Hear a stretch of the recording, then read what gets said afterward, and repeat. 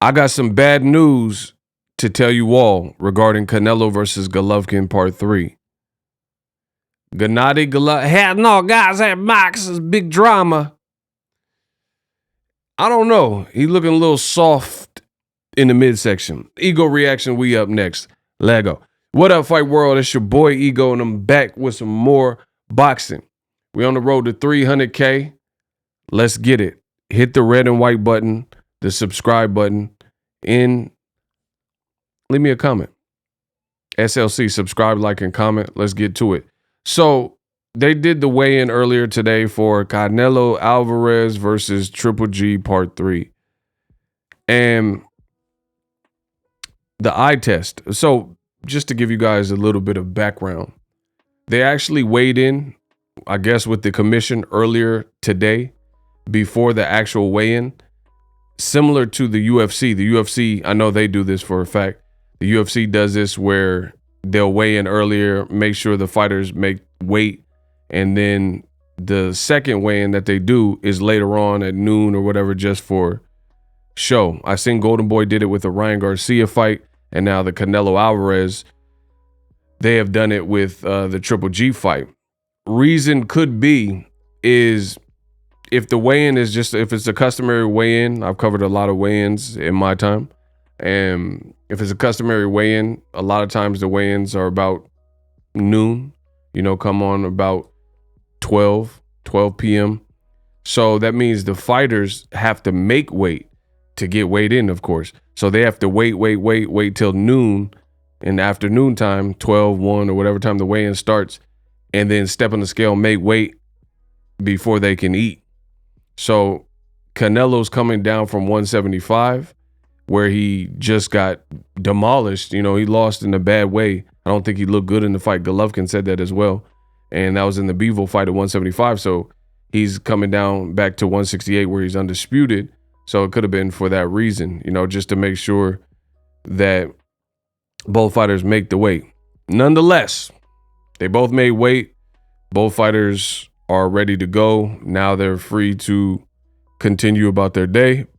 And Golovkin came in a little bit heavier than Canelo Alvarez. He came in a little bit heavier. Canelo Alvarez weighed 167.4 pounds. Golovkin came in at 167.8. So they both made weight. That's not the problem. The fight's for super middleweight, 168. Both guys came under it.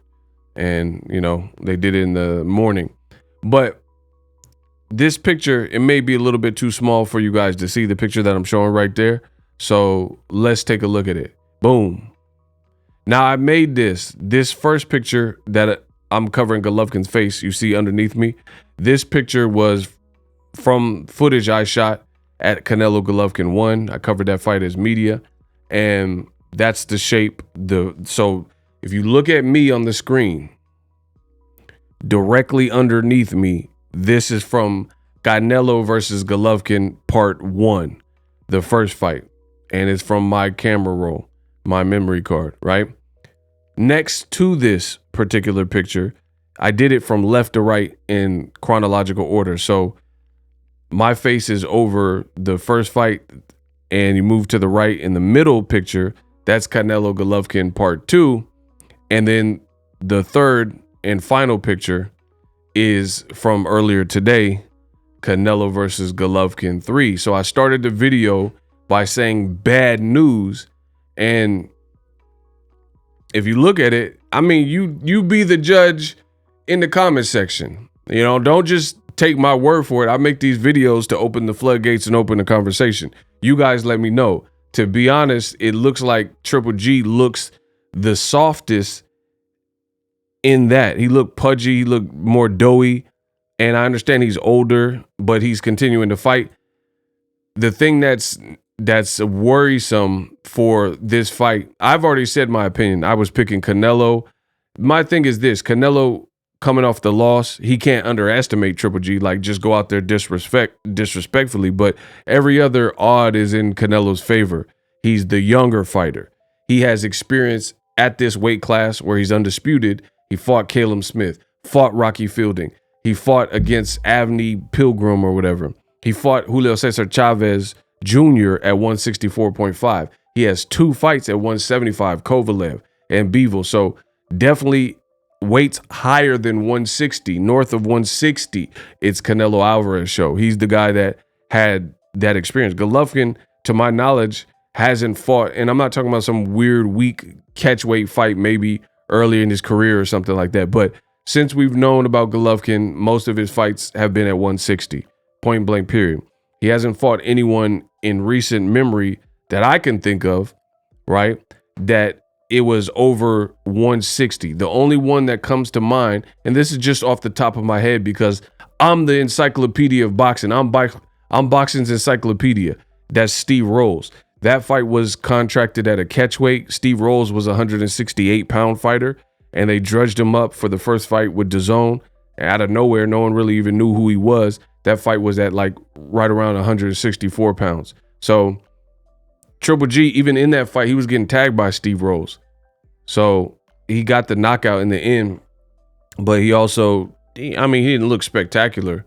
Like, all things considered, Steve Rolls came out and looked scared, and I'm not trying to be facetious or funny, literally looked scared. He literally looked very worried in that particular fight, like nervous and jittery, right? And it was probably because he had never fought outside of Canada. And to me, I don't think Triple G looked, "Heck, guys, at Max is big drama."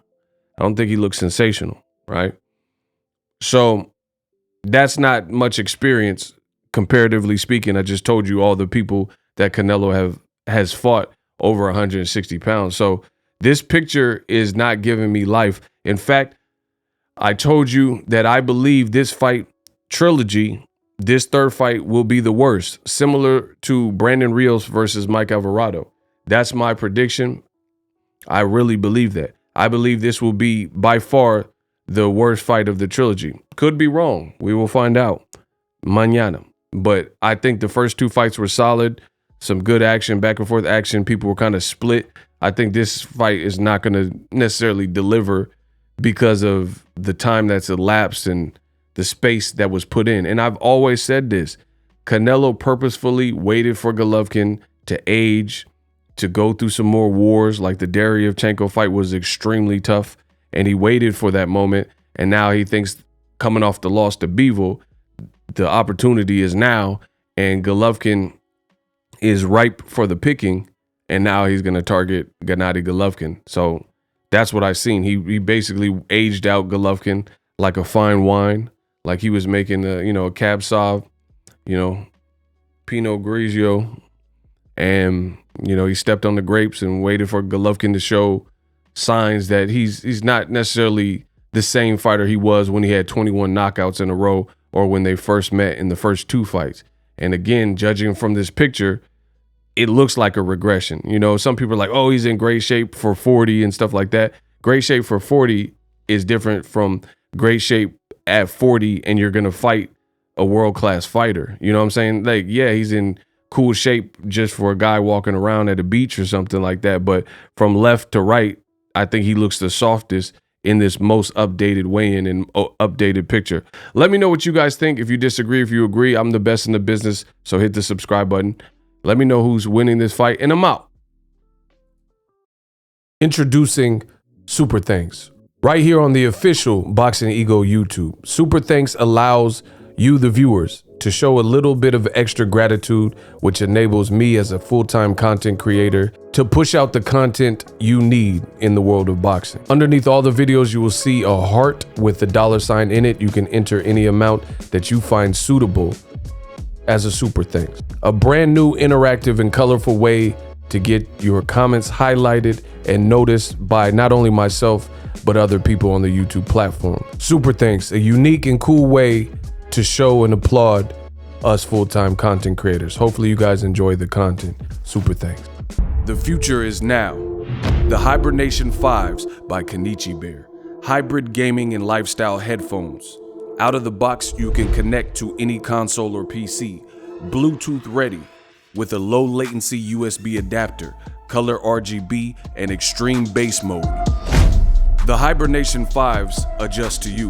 Whether you need a gaming, travel, gym or lifestyle headphones, the Hibernations got you covered.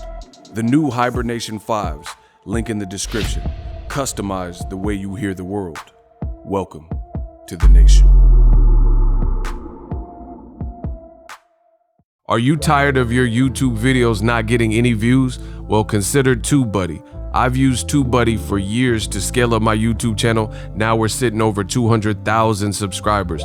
TubeBuddy is a browser extension that offers a ton of built-in productivity and time-saving services to take your channel to the next level. Use my link in the description to get started with TubeBuddy and level up your channel faster. We work.